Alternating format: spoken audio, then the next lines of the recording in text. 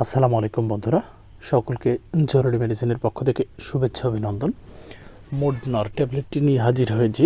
জানাবো এই মোডনার ট্যাবলেটটি আপনারা যে সকল রোগের ক্ষেত্রে গ্রহণ করতে পারেন বা ডাক্তারগণ যে সকল রোগের ক্ষেত্রে আপনাদেরকে প্রেসক্রিপশনে লিখে থাকেন সে সকল সম্পর্কে আমি ধারণা দেব। শুরুতেই মোডনার ট্যাবলেটটি সম্পর্কে ধারণা দেব।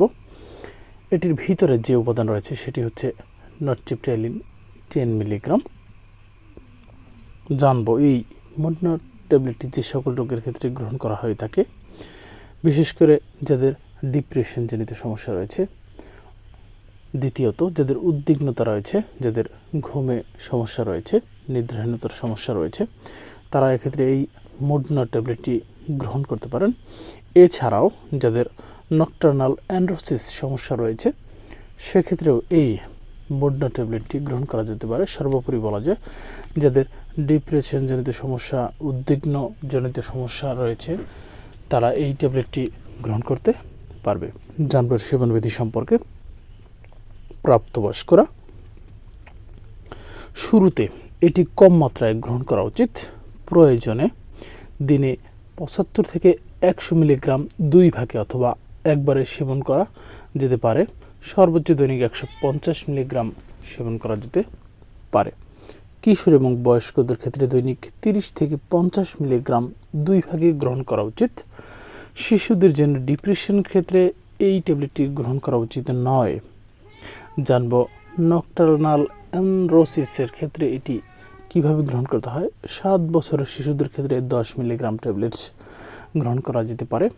8 থেকে 11 বছরের শিশুদের ক্ষেত্রে এটি 10 থেকে 20 মিলিগ্রাম গ্রহণ করা যেতে পারে।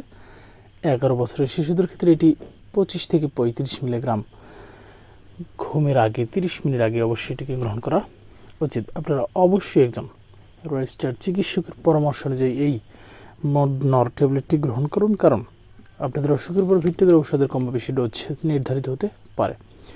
জানবো এর সতর্কতা সম্পর্কে। এটি যে সকল রোগের ক্ষেত্রে গ্রহণ করা উচিত নয় সেগুলো হচ্ছে ডায়াবেটিক, মৃগী রোগী ও দীর্ঘকালীন কোষ্ঠকাঠিন্য যাদের রয়েছে সেক্ষেত্রেও এটি গ্রহণ করা উচিত নয়। এছাড়াও শিশু কিশোরদের ক্ষেত্রে যে সকল শিশুরা ডিপ্রেশনে রয়েছে সেক্ষেত্রে এটি গ্রহণ করা উচিত নয়। তবে কিশোরদের এটি গ্রহণ করা যেতে পারে, তবে মাত্রায় খুবই কম পরিমাণে।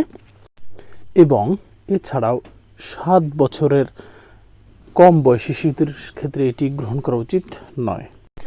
জানবো এই ট্যাবলেটটি গ্রহণের ফলে যে সকল ধরনের পার্শ্ব প্রতিক্রিয়া দেখা দিতে পারে সেগুলো হচ্ছে মুখ শুষ্ক হয়ে যেতে পারে, দ্বিতীয়ত ঘুমের ভাব তৈরি হতে পারে, তৃতীয়ত কোষ্ঠকাঠিন্য তৈরি হতে পারে, চতুর্থত ক্ষুধাবৃদ্ধি পেতে পারে, চোখে ঝাপসা দেখা দিতে পারে। এছাড়াও যে সকল ধরনের সাধারণত পার্শ্ব প্রতিক্রিয়া দেখা যায় সেগুলো হচ্ছে অনিয়মিত হৃদকম্পন দেখা দিতে পারে। জানবো এর প্রস্তুতকারক কোম্পানি সম্পর্কে। মোডনার ট্যাবলেটের প্রস্তুতকারক কোম্পানি হচ্ছে রিভনেসিনিয়া ফার্মাসিউটিক্যালস লিমিটেড। জানবো এর দাম সম্পর্কে। এর এক বক্সের ভিতরে 200 ট্যাবলেট থাকে, পাতায় 10টি ট্যাবলেট করে থাকে।